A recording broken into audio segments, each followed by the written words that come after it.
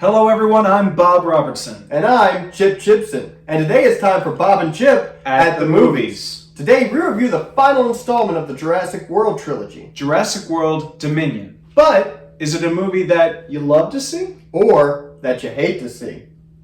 Let's get to the review.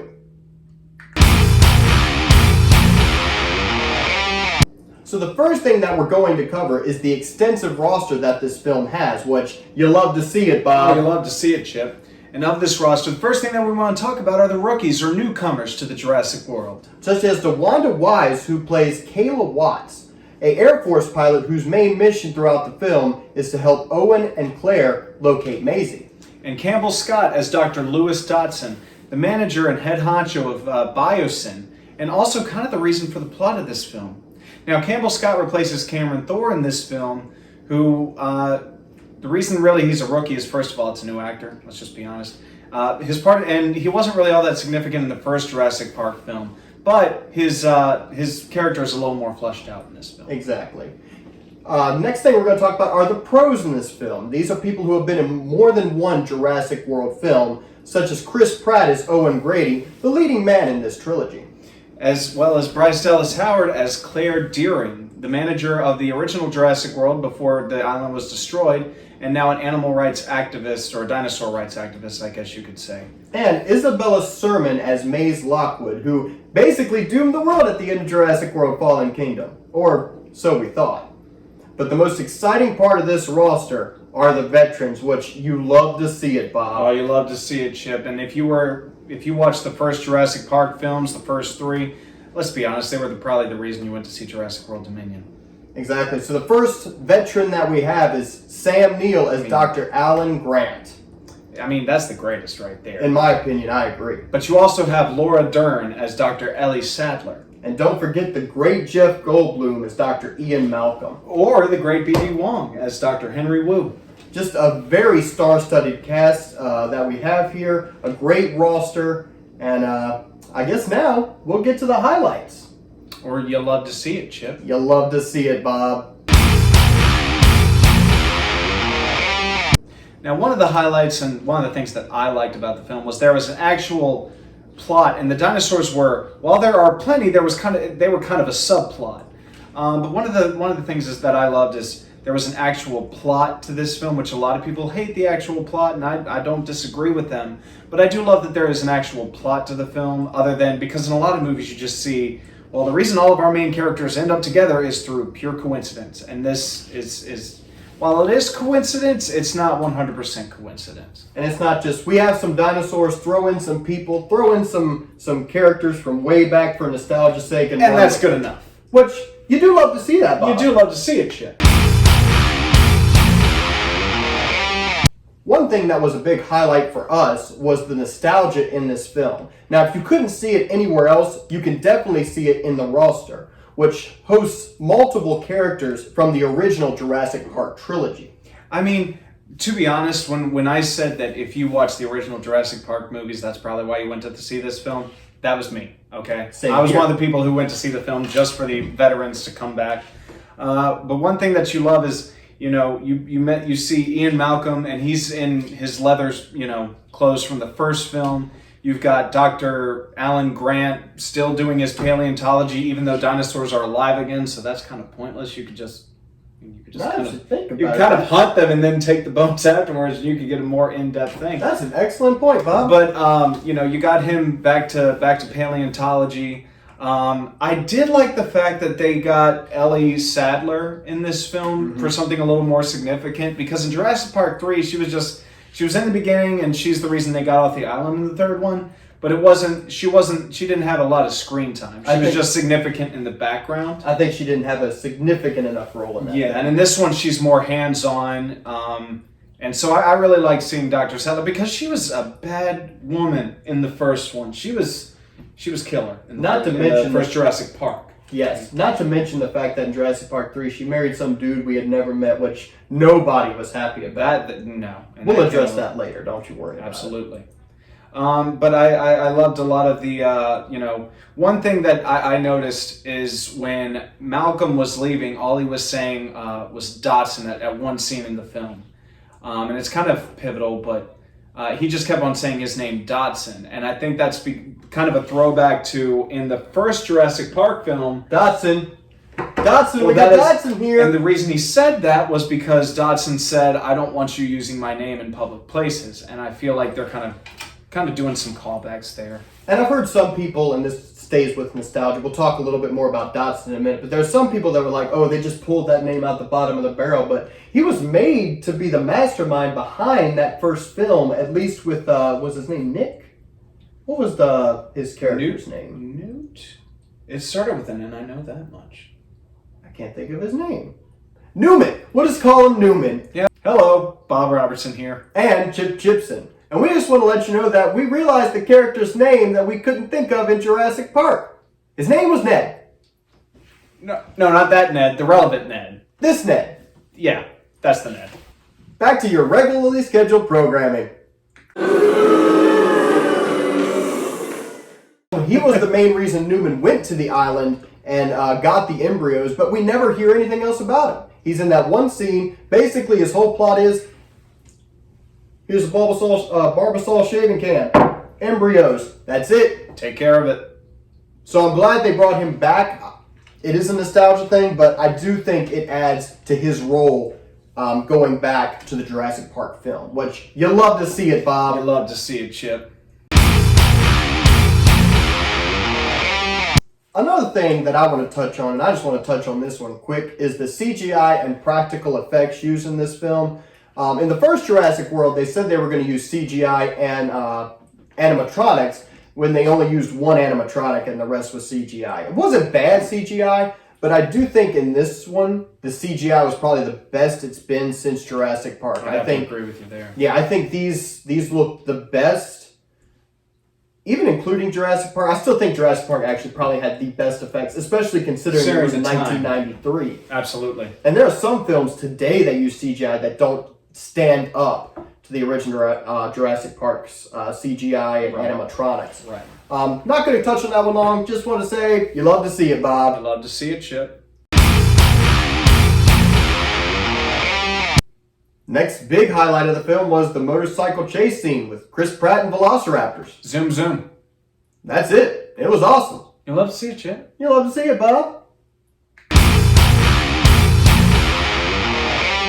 One of the highlights that I actually also loved is the fact that they had a black market for dinosaurs in this film. Can I interject real quick? Sure. They kind of had that idea in Jurassic World Fallen Kingdom where everybody was bidding on the an underground market, yeah. Exactly, and they kind of take it to on the next level here. Oh yeah, I mean you have thoroughbred dinosaurs, which a lot of people didn't like because it wasn't pure dinosaurs, but they even talked about it in the first Jurassic World. None of those dinosaurs were necessarily all 100% dinosaur. They had different DNAs, which made them look different. But I just love the idea of, once these dinosaurs are out there in the wild, people are going to exploit them for personal gain. I mean, so I love that, you kind of got into the underworld and the I guess you could say darkness of what could happen if this thing actually happened in the real world. And you can actually see that with like big name criminals and people with a lot of money using these things, especially because the reason they were crossbreeding these dinosaurs and making dinosaurs that didn't really exist, such as Indominus in the first one, and I think it was the Indoraptor in the second one. Yes. These were military, or they were supposed to be used for military purposes. They were supposed to be better hunters than regular dinosaurs, take orders better than regular dinosaurs. But they were hiding it behind the gaze of entertainment. Exactly. At least in the first one. And that's why they were doing this. They could make a lot of money off of it, which, as you saw in Fallen Kingdom, we saw that the prices for these things were going up, you hate to see it, Bob. I hate to see that they were using it for personal gain, but the idea, you love to see it, Bob. You love to see it, Chip. So one of my favorite highlights from this film, of course, and she's been my favorite highlight from every Jurassic Park or World film that she's been in, is Rexy. Now, Rexy, if you don't know, was the original Tyrannosaurus Rex from the first Jurassic Park film. We didn't see her in Jurassic Park 2 or Jurassic Park 3. And then when I heard that Rexy was going to be in Jurassic World as the main Tyrannosaurus, I was very excited, Bob. Oh, yeah. I was like, you'll love to see it, Bob. I love to see it, Chip. And that was, without a doubt, the best Rexy movie in the Jurassic Park franchise. I mean, don't get me wrong. She was awesome in the first one, especially that ending scene where she roars and the banner falls down. That's an awesome scene. Iconic. But that fight scene between her with Blue and the Indominus Rex is still probably the best fight scene between dinosaurs in a Jurassic Park film. Oh, absolutely. And it definitely redeemed their stupid decision in Jurassic Park 3 to have a Spinosaurus kill a T-Rex. Oh, you hate to see it, Bob. You hate to see it, Chip. Now, I do love one thing. If there's one thing that I love about Rexy in Jurassic World Dominion, it's got to be the part where she's like coming into Biosin and she happens to look right through this like little circle area, and it's kind of like watching the a recreation of the poster from the first film, which is another nostalgic moment that I didn't feel like it fit into the nostalgia section, but we can put it here because it's about Rexy. It's about Rexy. And Rexy in herself is nostalgia. Yes, because they could have just used any Tyrannosaurus Rex if they wanted to. Nobody would have really said anything. Nobody would have been like, oh, you should have used Rexy. Some people would have, but not a lot. But I'm glad they did. And she was in Jurassic World Fallen Kingdom, and she returns in Jurassic World Dominion. Now, she didn't have that big of a role in Jurassic World Fallen Kingdom. She did save Owen from getting eaten by, I want to say it was a Ceratosaurus. I could be wrong. I haven't looked up my dinosaurs in a while. We don't know nothing about dinosaurs outside of Jurassic World and Jurassic But Park. anyway, she did save him from getting eaten, and she had a few scenes here and there, but she wasn't very significant. Blue was more significant in that film than Rexy. Rexy is a little more significant in Jurassic World Dominion. Oh, she fainted from her excitement. She wishes she was a bigger part of the film. She's so vain. It's okay. But she did have another fight scene in this one. Nowhere near as cool as the one in Jurassic World. I hate to say it, but you hate to see it, Bob. But it's still a pretty good fight scene. I'd say so. So the fact that Rexy is back, and spoiler right here, she does not die. Thank God. So she didn't fall over like she did here. She lives. I was afraid they were going to kill her off, especially with the. I think she's about to fall over again, Bob.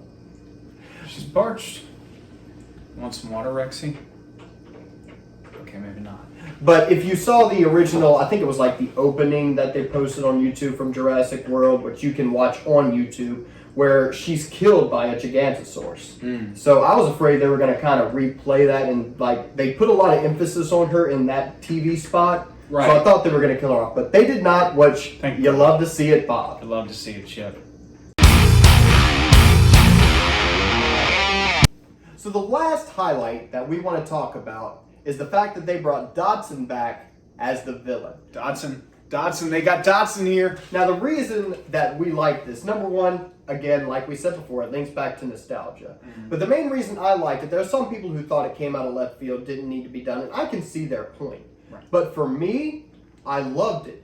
Because in the first movie, like I said, he gave Ned some shaving cream, said, "Give me the embryos," and that was it. He was shady, he was mysterious, didn't want his name spoken about. And after Jurassic Park, we never hear from him again. There is no Dodson at all mentioned anywhere else in the franchise. So, again, I get it kind of came out of left field. There was no mention of him in the first two Jurassic World films. But I do like that they brought him back, gave a little more history and building up of his character. Now, spoiler alert, because I'm going to tell you one thing that I love about Jurassic World and Dodson in Jurassic World. What I love is the poetic justice of, and get ready, if you don't click out of this in 3, 2, 1, you did it to yourself, Dodson's death. Oh, okay. You'll love to see it. You'll love to see it, Chip. I thought it was just so beautiful. My wife and I were in the theater watching this, and there was a part, the part where he was getting out of the train. My wife was like, "Oh, he's dead. He's a dead man." And I was like, you know what would be poetic? If the same thing that killed Ned from the first one is what killed him here. And he gets triple teamed by these things. Oh, you'll love to see it, Chip. Oh, you love to see it, Bob. He had it coming. He did. Now, we've gone through the highlights of this film, but unfortunately, like every film out there, and every sport, there are some penalties. You hate to see it, Bob. Oh, you hate to see it, Chip. Let's just get through this. Yeah, as fast as we can. Alright, so probably the biggest penalty of this film, and we kind of gave it a positive spin in the highlight section, but it also has its negative. Mm-hmm. And that is locusts. Locusts are the big bad of this film. Yeah. Now, I wouldn't be too upset if the trailers hadn't led us to believe that the film was going to... There was no mention of locusts in the trailers. Mm-hmm. None.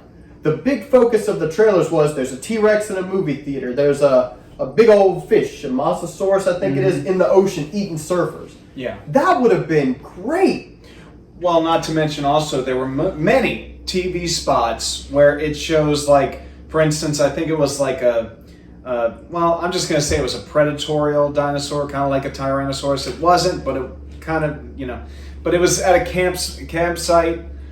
You had multiple TV spots where you had a Triceratops going through a drive-in, and it's almost like we put you in, like, I don't know, what is it, Skyrim, and then saying you can only go to this arena. Because it turns out that while the Locust is the big bad and gives our characters a reason to go in, it's like taking this open whole world where pretty much anything is possible and saying we're just going to contain it in here. And the sad thing is, Jurassic Park 2 did a better job. At least they had the T-Rex running around, was it San Francisco or New York? San Francisco. San Francisco, which was cool to see. Mm-hmm. And so when they did the trailers for this, and I saw all these dinosaurs everywhere, I was excited. I was like, oh, this is going to be good. We got dinosaurs in the real world, and they set it up perfectly in Fallen Kingdom for that to be the main plot of this movie, and it just fell flat on its face. Yeah, because they only used the parts that you saw in the film with, like, Parasaurolophus running through with a bunch of horses. They used every TV spot of open world dinosaurs that you saw was used as cutscenes or introductory scenes to what our characters are doing now, or as news spots in the film. Man, you hate to see it, Bob. Gosh, I hate to see it, Chip. This isn't too much of a major point, but when Bob here was talking to me about it, it made me chuckle. So I want you to say what are your penalties with this, Bob. Well, one thing that I actually liked about Jurassic Park 3, not Jurassic World 3, but Jurassic Park 3, was the fact that they kind of changed up the Predator. Because, it's like, you've seen the Tyrannosaurus before twice. And they're like, let's change it up, let's give it a Spinosaurus. So, we're sitting there, there's a scene in the film where our main characters are in a bullet train trying to just get the heck out of Dodge before anybody knows what happened. And they get off the train because Dodson stops the train because because Macy and her family are leaving. But they need Macy as a plot point in this film. So they stop the train, and there's this part where you kind of see a fin in the water, and you're thinking, oh, Jurassic Park 3, we're going to have a Spinosaurus in the freaking caves. That's going to be epic. Nope. It's a tease to an oversized iguana. Bunches of them. And I will say one thing, I'm going to kind of add on to this. A lot of people were hoping to see the Spinosaurus in this one. It wrecked my day. I wasn't a big fan of the Spinosaurus in Jurassic Park 3, only because it killed a T-Rex, and T-Rex is my favorite dinosaur. That's my only gripe with it. But, again, a little bit of a spoiler here, but if you're still here, well, that's kind of your fault, more so than ours. Right. But I was actually hoping, though, the final fight scene, the T-Rex does team up with the dinosaur, which I'm not even going to try to pronounce its name, but it would have been really cool if they had the T-Rex and the Spinosaurus team up to take down the Gigantosaurus instead of this random dinosaur that I've never heard of before. Yeah. You hate to see it, Bob. You hate to see it, Chip. Another penalty that we got to put down is, it concerns Dotson again. That guy's just popping up on the goods, the bads, all over the place. Man, for a guy that didn't want his name to be out there, he sure shows up a lot in our review. Oh, yeah. Now, I'm going to give you this point in the form of a question. Of a couple of questions. First, how the heck did he get the shaving cream can? Or did he just paint a shaving cream can to look like rusted mud? And if so, how did he get the embryos? Second, what did he use the embryos for? Because I'm pretty sure that in Hammond's Jurassic Park, there was no point, hey, we got a bug farm, aka a big locust farm. Plus, In the original, I just thought of this one. In the original Jurassic Park film, didn't he say something about the embryos having to stay cold? Yes. Wouldn't they have been done for at this You know what? So why did he go to get the shaving cream? I just thought because there was he did say that they would stay cold for a certain amount of time in the can. I'm pretty sure. But you're telling me that Dodson was off of the dock and he's like, Ned's late. Let me travel into this unknown territory, somehow find him. That I didn't want to go to in the first place. Which is why I sent Ned on top of the fact that he works there. Just how the freak did he get the can? And why were the embryos still good if they were only cold for a certain amount of time? You hate to see it, Chip. You hate to see it, You know, if the plot holes in this film were potholes, my tires would be shot. Another penalty that we have to address is the relationships that come seemingly out of nowhere, Chip. You hate to see it, I hate to see it, Chip. Now, first of all, we're going to talk about Owen Grady, Claire Deering, and Maisie Lockwood, for crying out loud. You see, in the first film, Owen and Claire have this past, where they went out on one date, didn't go well apparently, and then by the end of the first film, they're together. But by the beginning of the second film, off screen, for some reason, they broke up. And then in the third film, and see, that's another thing. I don't remember them getting back together in the second film. At least not being clear about it. I do think they had a kiss, but I think that they had that in the first one, too. They had that in the first one. And, but anyway, and then in the third one, not only are they back together, but they practically have a kid. What? And why? I mean, at least explain it a little bit. Give us some reasons here. You know what? Do a TV spot of that. Just give us a 5-minute little intro. And you know what? I need some time to decompress. Could you go on with your point? I'll go on with my point. The other relationship, now this relationship is a positive. It's the relationship between Dr. Alan Grant and Ellie Sattler. It's about time. Now, everybody wanted that in Jurassic Park 3, and when people saw Ellie Sattler was in it, we thought, okay, they must have gotten together. No, she married some other dude whose name is so insignificant, I can't even remember it. Now, they do kind of touch on it in the beginning when they first meet. She's like, oh, I'm not with him anymore. And Dr. Alan Grant's just like, you don't say.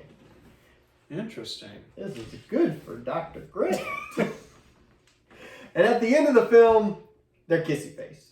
Oh, now, I do like that they got together. Like you said, it was a long time coming. Should have been done a long time ago. Should have been done in Jurassic Park 3. But it was just so rushed. It was just, they had that one scene where she mentioned she's divorced.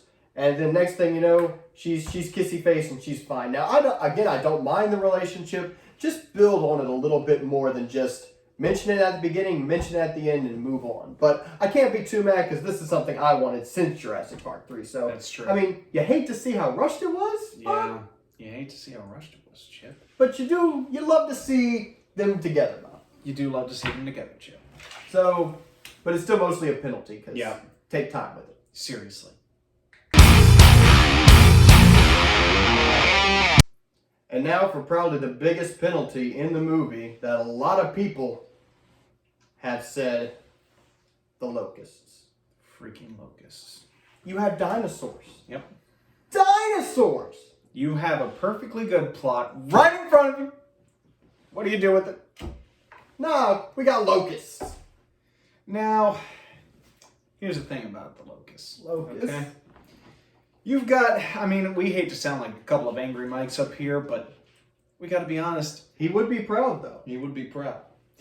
But the fact that Wu says, I need Macy, and to find out how, her and Blue managed, or not Macy, but how Maisie was born out of weird circumstances, and how Blue, reproduced. Yeah. And because there was no partner, So he's like, I got to figure out how this happened. Because one of the things they also mention is Maisie is immune to all disease, right? What a coincidence. So we got to use her immune system and figure out how she was able to beat all disease so we can go ahead and defeat the locusts. Does that make any sense? Why not just make a disease to kill the locusts and set that one locust free? Because that's ultimately what he did anyway. No, we need the immunity to all diseases to make a disease. So they're so invincible that they hate themselves to death. It's just like, They hate the fact that they can't die. Hey, we're invincible. You know what we should do? Kill ourselves. It made no sense. Why would you need the DNA of someone who is immune to all disease, or to find out how something reproduces like Blue, reproduced asexually? How do you take that? How do we take that to kill locusts? Why do you need that? It's like he said, you made dinosaurs, but you're not smart enough to make a germ? Makes no sense. I mean, the plot behind the locusts was a decent idea, that they ate all the crops. And like I said, it was a good reason to move everybody to biosyn. Yeah, and the only crops they didn't eat were biosins, which a good way for biosyn to make money, but then it's like you didn't expect this to turn into a problem? And the thing is, like, Dr. Wu's whole thing is like, I set them free, I made the locusts, we set them free, and it's like as soon as he set them out, he's like, I'm all of a sudden starting to see how this could be a bad idea. And you know what? That's actually the track record for these Jurassic Park films. Yeah, that's the true. first one. We're going to make a park full of dinosaurs. What could possibly go wrong? Ned. Ned went wrong. Freaking See, Ned. he fainted again. Rexy can't even take it. Then in Lost World, they thought, okay, well, let's take a dinosaur to San Francisco and make a theme park out of it. Let's make a theme park that we had to make on an island and put it in a populated city of San Francisco. What could possibly go wrong? Dinosaur gets out and kills people. Jurassic Park 3. Let's go, was it hang gliding near a dangerous island with dinosaurs? What could possibly go wrong? Kid gets trapped, dad gets eaten. And then sending Dr. Alan Grant and company. Which, for a guy that said no force on heaven and earth will get me back to that island, Jurassic Park 3, he's been to the islands twice. Jurassic Park 3 and to the Jurassic World Dominion. Then in Jurassic World, they thought, hey, Jurassic Park 1 failed and a lot of people got killed, but you know what's a good idea? Jurassic World. It's not going to be the same because it's a world, not a park. What happened? People got eaten. Well, it's like they were like, how we can make it better? Make a dinosaur that's never existed. Well, then it's not a dinosaur. What could possibly go wrong? People got eaten. Effort gets out. And then Jurassic World Fallen Kingdom. Let's take all the dinosaurs and sell them on the black market. What happened? Indoraptor got free and ate a lot of people. This is just about people with stupid mistakes. Yeah. Oh, you hate to see it, you bud. hate to see it, Chip. So before we get to the final verdict on this movie, we're going to do a new segment where we announce an MVP of the film. MVP? An MVP. This is the person who we believe had the best performance in the film. And for this film, our MVP award goes to Jeff Goldblum as Dr. Ian Malcolm. But why, Chip? I'll tell you, Bob. He was Dr. Ian Malcolm. That's right. Down to the same clothes that he wore in Jurassic Park 1 and the Lost World Jurassic Park. He was exactly the same. You could tell, like, if you saw Jurassic Park, you knew this was Dr. Ian Malcolm. Right. You could even kind of tell in Fallen Kingdom, but he only had a few, maybe a minute at max screen time, which was a disrespect to the character. At least he was there. Yep. But he was, at least in our opinion, the one who was most in character throughout the film. Like, he came back and didn't miss a beat. Mm-hmm. So, our MVP for this film is Jeff Goldblum as Ian Malcolm. Congratulations, Mr. Goldblum. You love to see it. You love to see it. So now, it's time for the final verdict of Jurassic World Dominion. Well, that could be a hard pill to swallow, Chip. You might want to take it with some water. Doesn't make it any easier, Chip. No, it does not, Bob, because I love the Jurassic Park franchise. There were a lot of good things about this film. There were. The roster, bringing back characters from the Jurassic Park trilogy. The nostalgia. A plot that wasn't just, we got dinosaurs. Dodson, finally getting some history on him, but I don't think it was enough to save it from the penalties. I mean, if you hadn't betrayed us with the trailer, I think I could have been a little easier on it. You built up our expectations and then you dropped them like a glass vase on a hardwood floor. I like that analogy. It was off the top of my head. You love to see it, Bob. You love to see it, Chip. But unfortunately, you don't love to see the ranking, but we have to give it a ranking of you hate to see it. I mean, the penalties it really hurt it. Yeah. And again, if the trailer had not shown dinosaurs in the world and everybody thinking that's what the plot was, it might have helped it out at least a little bit. Right. But for now, Jurassic World Dominion, if you want to see it, wait till it comes out on DVD. Or go at your own risk. All right, well, with all that being said, I'm Chip Chipson. And I'm Bob Robertson. And this has been Bob and Chip at the Movies. We'll see you next time.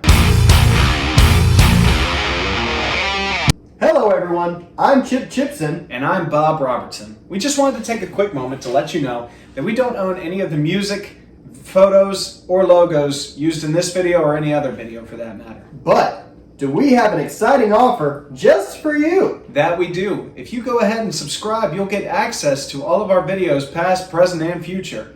From, heck, movie reviews, food reviews, including funny sketches and shorts. Yeah, but how much is that going to cost me, Bob? That's the thing, Chip. It's free. It's free? Absolutely free. That's amazing! Yeah, it is. And also, if you click the notification bell, you can get notified whenever we post, so you can be one of the first people to see, like, or comment on it. Now that's got to cost something. It's still free. It's still free. It's still free. Well, then what are you waiting for? Go ahead and click that subscribe button right now. And ring that bell. Ding, ding.